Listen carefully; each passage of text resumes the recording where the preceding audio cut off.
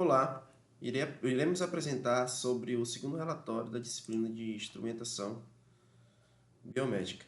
Iremos falar sobre amplificador, inversor e não inversor.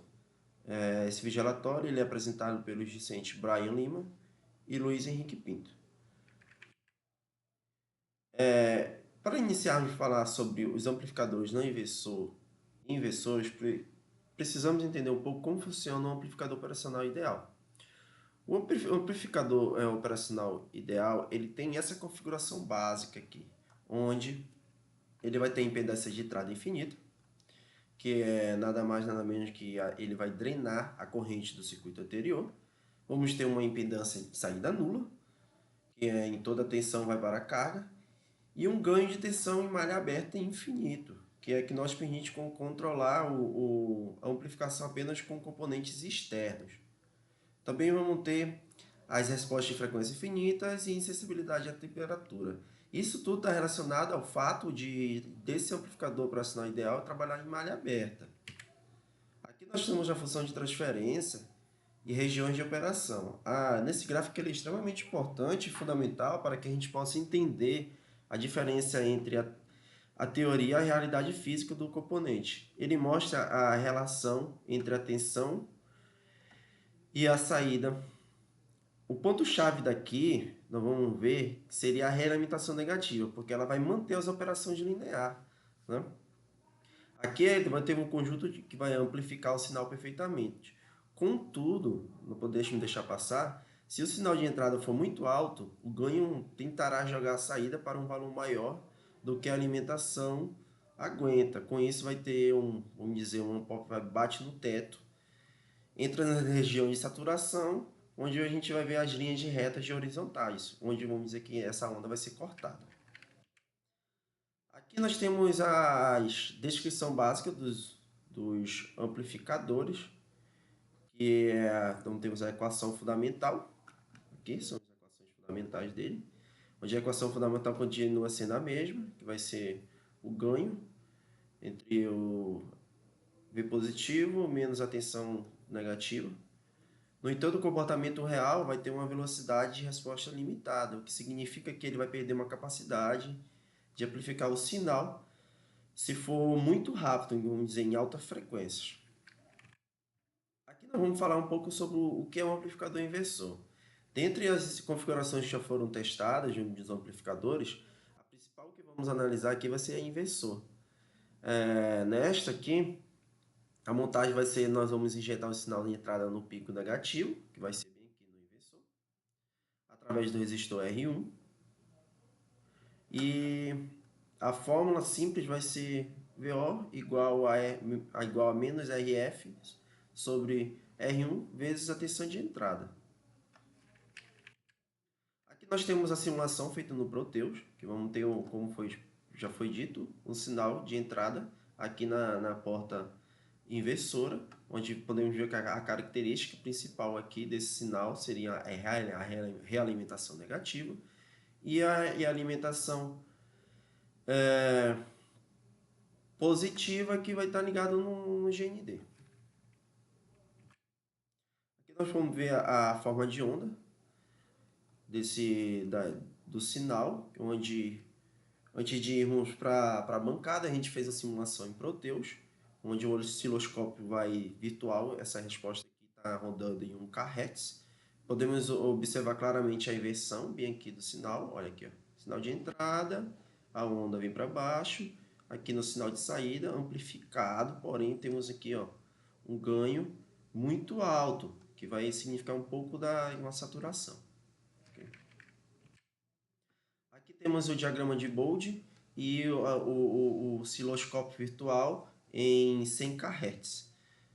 Podemos verificar que aqui temos o gráfico de linha, que é o de Bode, que vamos ter uma baixa frequência, ele vai se manter numa reta em 18 graus, provando uma inversão ideal. Contudo, como vamos subir a frequência para a faixa de dezenas, o gráfico ele vai começar a decair acentualmente. Bem aqui, ó. Nós vamos ver que aqui vamos dizer que seria a validação da saturação, né? Ok. Aqui nós temos os materiais e métodos. Foi usada uma fonte de tensão em 12 volts, osciloscópio, que estava configurado com a extensão, com a amplificação e a frequência da onda. E aqui é a montagem do nosso circuito na Protobolt. Aqui nós temos o resultado da frequência de 1 kHz, que podemos ver aqui agora aqui o resultado, né? Vamos ter a parte real, onde nós vamos provar a questão da saturação, bem aqui, onde a gente vai projetar, vai ter um ganho de 10 vezes. Aqui nós vamos ter a resposta real para 10 kHz, onde podemos contornar o problema de saturação, onde vai ser aferido o ganho real do circuito. Também podemos utilizar essa foi utilizado na bancada para reduzir a amplitude do sinal para aproximadamente 1 volt pico a pico, onde foi aumentado a frequência para 10 kHz. Podemos ver na imagem aqui que o sinal menor, o amplificador operou na região linear perfeita, onde a onda verde agora é uma sinoide limpa e redonda sem achatamentos. Aqui podemos ver em 100 kHz, né, que vamos ter uma onda que vai está tendo uma questão aqui, ó, um ponteamento dessa onda, desse sinal, bem aqui, onde vai ter um estresse, o componente vai trabalhar no seu limite de estresse que vai ser operado em 100 kHz. Aqui temos a tabela dos valores, onde trabalhamos com um resistor de 1K, com a frequência de 1 kHz. Tivemos uma tensão de entrada de 2,6 volts, uma tensão de saída de 19 volts e um ganho de 50. E podemos ver que o ganho se manteve alto e estável comparado a uma terceira com a última linha, né? Terceira com a última linha. Enfim, o Brian agora vai falar um pouco sobre os amplificadores não inversores. Olá, professora. Eu sou o Brian, eu vou dar continuidade à apresentação eh, dos amplificadores operacionais, em que nessa parte eu irei comentar sobre o amplificador não inversor. Basicamente, o amplificador nessa configuração, o sinal de entrada ele é aplicado diretamente no terminal do circuito não inversor, que seria a porta 3 do amplificador operacional, né, conforme o datasheet.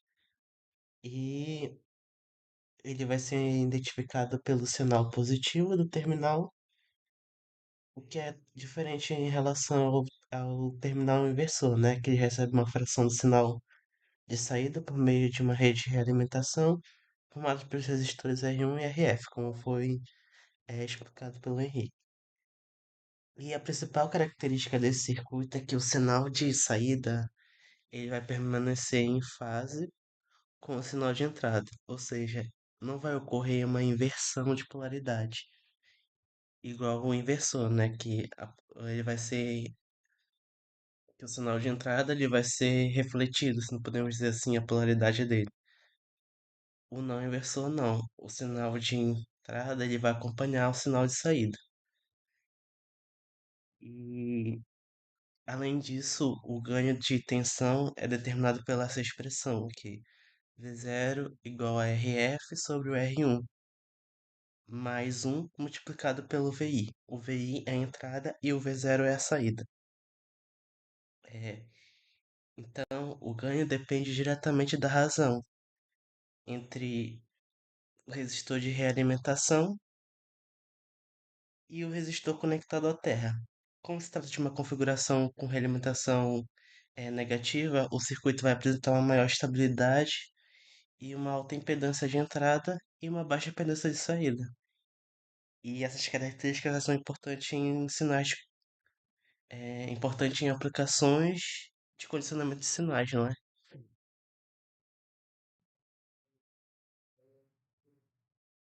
E, portanto, aqui nessa etapa foi realizada a simulação do circuito no Proteus, em que nós estamos utilizando um TL081, em que a alimentação desse circuito é feita por uma fonte de tensão simétrica de mais 10 volts e menos 10 volts. E isso vai permitir que o sinal de saída varie tanto no semiciclo positivo quanto no semiciclo negativo. E o sinal de entrada ele foi fornecido por uma fonte senoidal conectada ao terminal não inversor do amplificador operacional. E a rede de alimentação é composta por um resistor R1 de 10K e um resistor R2 de 100K. E pela equação teórica do amplificador não inversor, o ganho esperado seria de o G seria igual a 1K mais 100K dividido por 100, que teria um ganho de 11. Então, em condições ideais, a tensão de saída deveria ser aproximadamente 11 vezes maior que a tensão de entrada, desde que o amplificador operacional não atinja a saturação imposta pela alimentação. E dando continuidade, neste gráfico da simulação, nós observamos simultaneamente o sinal de entrada e o sinal de saída. O sinal de entrada é em verde, o sinal de saída é em vermelho. O sinal de entrada ele aparece com menor amplitude, enquanto o sinal de saída aparece em maior amplitude. É, e, e ambos estão mantendo a mesma fase. Isso confirma o comportamento esperado do amplificador não inversor. Mas, entretanto, é possível observar que a saída apresenta limitações de picos, indicando saturação ou clipper, né? Que é uma saturação aqui nessa região próxima de 8 volts aqui, positivo e negativo. E esse comportamento ocorre porque o ganho teórico é elevado e a tensão de saída exigida pode ultrapassar os limites impostos pela limitação simétrica de mais ou menos 10 volts. Isso, na prática, mostra que o amplificador operacional real não consegue fornecer uma tensão de saída exatamente igual à tensão de alimentação. E existe uma margem de saturação que a saída máxima, né, fica alguns volts abaixo dos trilhos de alimentação. E dependendo do modelo operacional também, né? E, portanto, mesmo que o ganho calculado seja de 11, a saída real fica limitada pela tensão de alimentação e pelas características internas do TL081. E dando prosseguimento, nós temos neste slide a apresentação da análise de frequências por meio do diagrama de Bolt. E o objetivo dessa análise é verificar como o ganho do amplificador se comporta à medida que a frequência do sinal de entrada aumenta. Em baixas frequências, um amplificador operacional ele mantém um ganho praticamente constante e esse comportamento corresponde à região de banda passante, no qual o circuito amplifica o sinal sem atenuação significativa. E à medida que essa frequência ela começa a aumentar, nós podemos observar que há uma queda no ganho. E esse efeito está relacionado à limitação da largura de banda, né, do amplificador operacional. E todo amplificador operacional real, ele possui um produto entre o ganho e a largura de banda, finita, né? Isso significa que quanto maior o ganho configurado em malha fechada, menor será a frequência máxima que o ganho poderá ser mantido. E no caso do TL081, essa limitação se torna-se mais perceptível em frequências mais altas. Por exemplo, é, para sinais de baixa frequência, como o de 1 kHz, o circuito apresenta uma melhor resposta. Já em frequências mais elevadas, como aqui em 100 kHz, né, por exemplo, ou acima disso, o ganho ele começa a se degradar e pode até distorcer o sinal de saída, como mostra aqui antes da fase, né? É, e a seguir, nós temos os materiais e métodos. E nessa etapa, que é a parte experimental, o circuito ele foi montado em uma protoboard utilizando um amplificador operacional TL081 com resistores de 10K e 100K para ter um ganho de 11, uma fonte de alimentação simétrica de 12 volts para mais e para menos, e um gerador de funções e o osciloscópio, que não está nessa imagem. A fonte de simétrica ela foi utilizada para alimentar o amplificador operacional com tensões positivas e negativas, como eu falei, e essa alimentação é necessária porque o sinal senoidal possui semiciclos positivos e negativos. Isso exige que o amplificador opere em torno de uma referência central, né, próxima a 0 volts. O gerador de função ele foi configurado para fornecer um sinal senoidal na entrada do circuito. E durante o experimento, a frequência do sinal foi variada para avaliar a resposta do amplificador em diferentes condições. E o osciloscópio, que não está nessa imagem, ele foi utilizado para observar simultaneamente o sinal de entrada e o sinal de saída. E dessa forma foi possível medir a amplitude pico a pico dos sinais e verificar a fase entre eles e também identificar possíveis distorções, saturações ou perdas do ganho em altas frequências. E, é, Nesse slide são apresentados os resultados dos experimentais, né, obtidos no osciloscópio para frequências mais baixas. Nós podemos observar que o sinal de entrada e saída permanece com comportamento de senoidade, né, e em fase, confirmando o comportamento esperado para a configuração não inversora. Nas frequências de 500 Hz e 1 kHz e 5 kHz, como está aqui na imagem, os valores medidos indicam uma tensão de entrada de aproximadamente 5,8 volts e uma tensão de saída de aproximadamente 11,5 volts, com uma amplificação de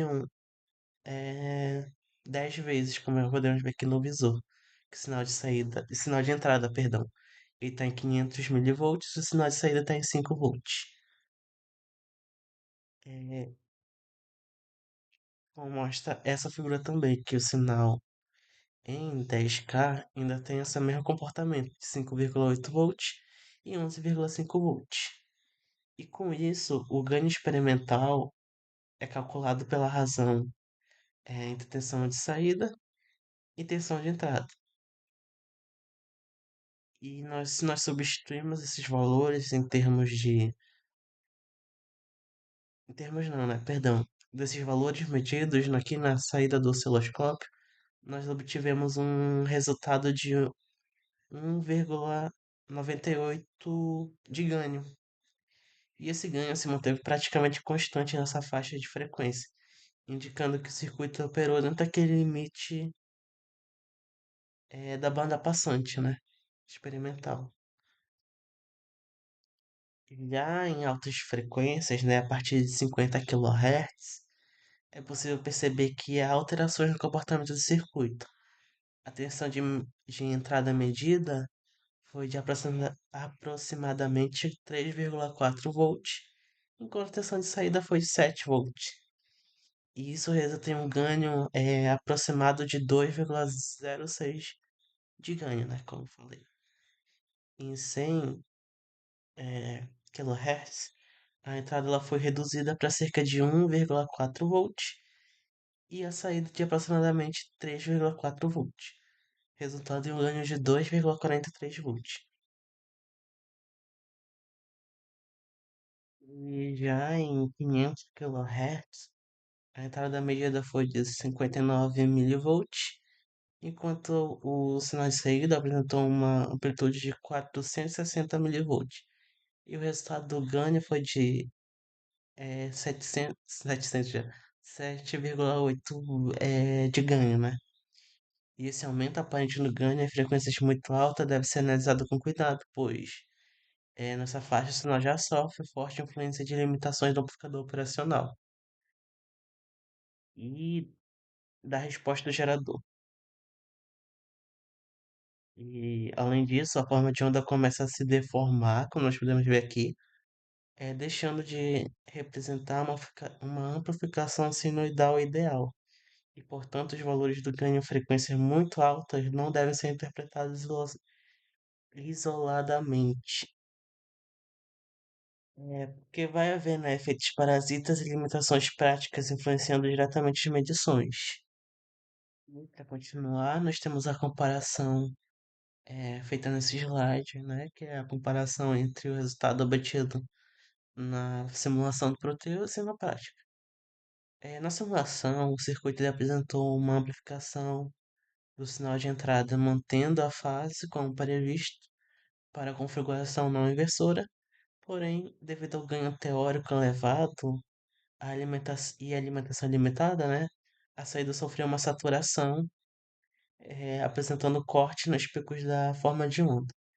E na prática, também foi observado que o sinal de saída permaneceu em fase com o sinal de entrada, confirmando a característica fundamental do amplificador não inversor, mas o ganho experimental obtido foi menor que o ganho teórico calculado inicialmente.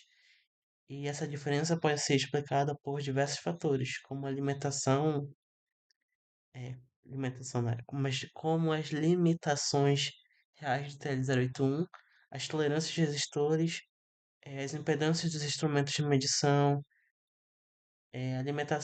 limitação da fonte de alimentação, capacitâncias parasitas da protoboard de cabos, além de uma resposta em frequência do próprio amplificador operacional.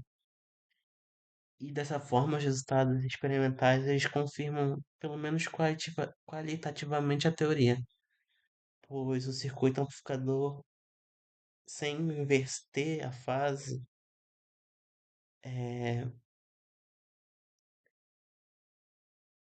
ele qualitativamente tem diferenças entre o modelo ideal e a simulação. Mas esses resultados assim, é, mais difusos, né, diferentes, eles ficam mais aparentes na medida que a frequência aumenta. Isso confirma o comportamento esperado dele, que em altas frequências nós vamos ter uma distorção de saída, em baixas frequências ele vai ter uma região, um limite de banda passante mais próximo do ideal. E para concluir, o amplificador não inversor, nós temos aqui a tabela entre os resistores utilizados, as frequências ajustadas, o valor de entrada, o valor de saída e o ganho entre eles, como eu estava discutindo anteriormente. E de dificuldades na realização desse vídeo relatório não foram muitas, foram basicamente alguns problemas de conexão entre os cabos, né, do gerador de função e as ponteiras de prova do osciloscópio. Alguns jumpers estavam com uma descontinuidade, né, que eles não estavam transmitindo informação do resistor para o amplificador operacional e a tolerância dos resistores, mas eles não tiveram impacto tão significativo no ganho aqui eh, no ganho do projeto, né? Eles tiveram aquela margem de erro de 5% na tolerância. E é isso. Muito obrigado pela atenção e até mais.